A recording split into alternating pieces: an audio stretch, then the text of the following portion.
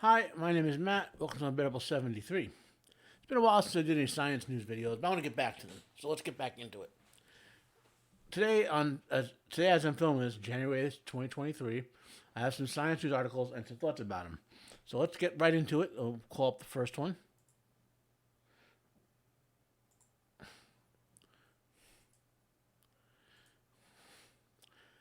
Now, I'm sure you've all heard of Starlink, right? But for those who don't know, there are other and I don't mean you know about Starlink. I mean there are other companies that do satellite internet. Some do it in the old way, where you have a high latency signal, which only has a couple of satellites in the sky. Others do the Starlink way, where you have a network of satellites that rapidly hand off your signal. They're lower in the atmosphere, and you get better latency that way. One of those is OneWeb. OneWeb was started back in 2012 in the United Kingdom, but ultimately could not obtain enough financing to launch their entire network of satellites, which is around 600 if my memory serves correctly. They declared bankruptcy, and that's the last I had heard of them until this article came up. So that's like 3 or 4 years, basically. I guess someone bought them out and continued to put the satellites up.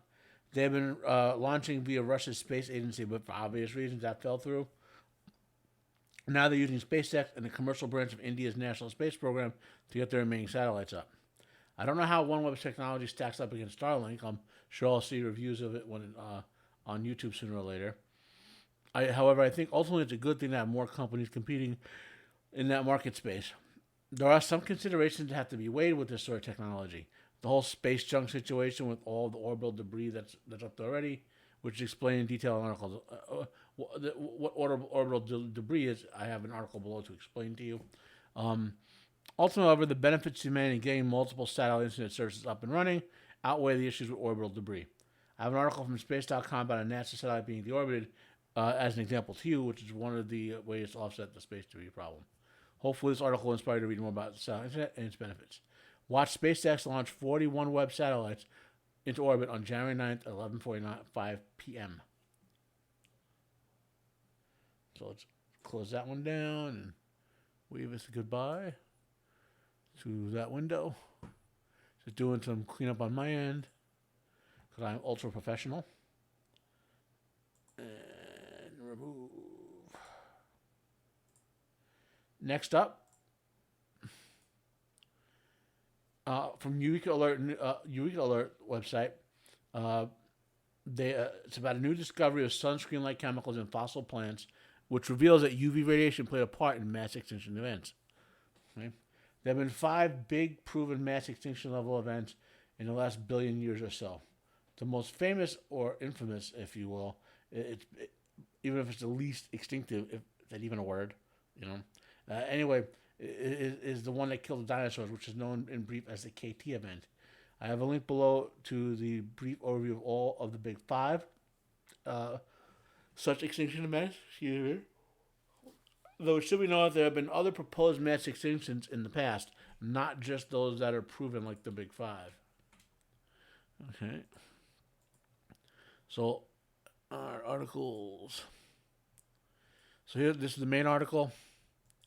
Here's the article with the 5 extinctions, which are the. There we go. I should say, what is a mass extinction? Well, a mass extinction is defined as a loss of about 3/4 of all species existing across the entire Earth over a short geological period of time. Given the vast amount of time since life has first evolved on the planet, the short is defined as anything less than 2.8 million years. So that's what they mean by mass extinction. Mm-hmm. This article has a new. This is an article about the Siberian traps, which I'll mention later, and this is an article about UVA versus UVB rays, which I'll come about in a minute. This article has a new discovery, which validates what is considered the largest event known as the Great Dying, or sometimes the Great Die-Off, which occurred around 250 million years ago at the end of the Permian period. It killed over 95% of all living species at the time. This event has been thought to have been caused by the eruption of the Siberian traps, an eruption that caused the Siberian traps, a volcanic event that erupted for over 2 million years. You can read about the Siberian traps and the massive volcanic event that caused them down below. I believe they're the most... Oh, that's a whole other article. The article which I'm referencing, however, how it's a new find. Researchers studying pollen found sunscreen-like chemicals in surviving plants. This suggests that one or more massive pulses of UVB, meaning ultraviolet-B light, were released during the event. Such a massive release would act in a fashion that would kill off living things. UVB lights, by the way, are the light rays that give you sunburn, or more than 99% of your sunburn. This shows that volcanic effects can weaken the protective mechanics of the atmosphere, allowing more solar radiation to get to the surface of the Earth. These mass extinction events, whether they're generated by volcanoes or extraterrestrial impacts, whether from meteors, comets, or asteroids, get more and more amazing in the horrendous sense. The more and more we learn about them, each event seems to have more than 20 different ways of counting that they could and do kill off millions of living organisms, ranging from massive tidal waves in the ocean to massive waves of fire on the land to choking clouds of gas across whole continents to impact crushing of whole areas of a continent or lava covering millions and millions of square kilometers, and now UVB-based flash cooking of living organisms.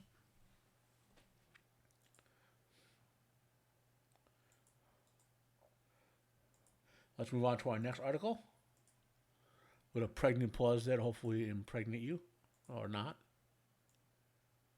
Okay.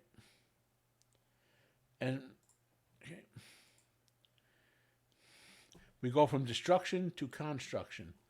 For some reason, and not many seem to know this, but concrete and concrete-like substances have been around since the time period of the ancient Romans and the Egyptians.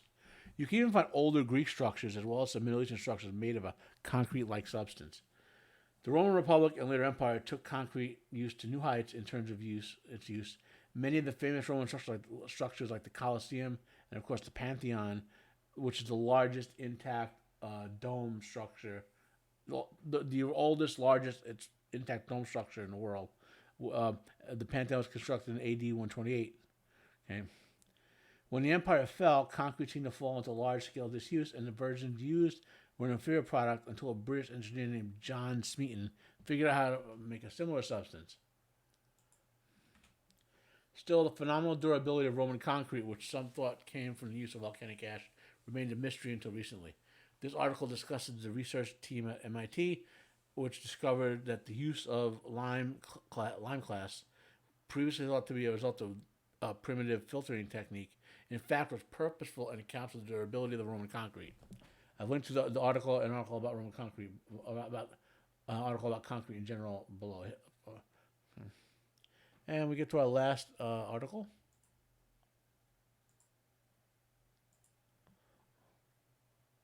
Just calling it all up and getting ready for you guys.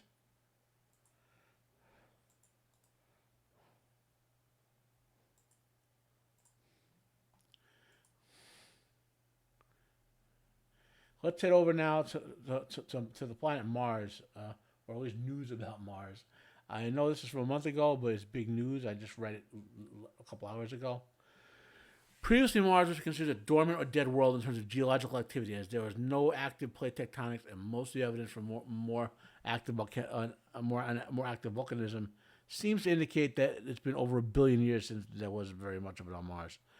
However, researchers at the University of Arizona have found evidence that shows that there must have been an active mantle plume. There must have been an active mantle plume at Elysium Planitia. Okay, a mantle plume is a massive ball of lava and gas that pushes upward from the mantle to the bottom of the crust and exerts pressure on the crust, causing earthquakes and volcanic eruptions. Elysium Planitia is a plain in northern lowlands of Mars near its equator. For the most part, the only active geology on Mars has been in this region, and research has now figured out why. This is significant because active volcanism can cause water to be freed from the permafrost and deeper in Mars crust, making the evolution of life more likely. I've linked to the articles below about it. It's a good read. Mars is not as dead as we thought. Well, that's it for this week in Science News. Keep an active mind or it'll wither on the vine. Thanks for watching my video. Smash the like button if you liked it. Hit the dislike if you didn't. Comment down below if you have questions for me about this video. Please share the video if you found it worthwhile. My name is Matt. This has been another episode of Unbearable 73. Have a nice day, and I am out of here.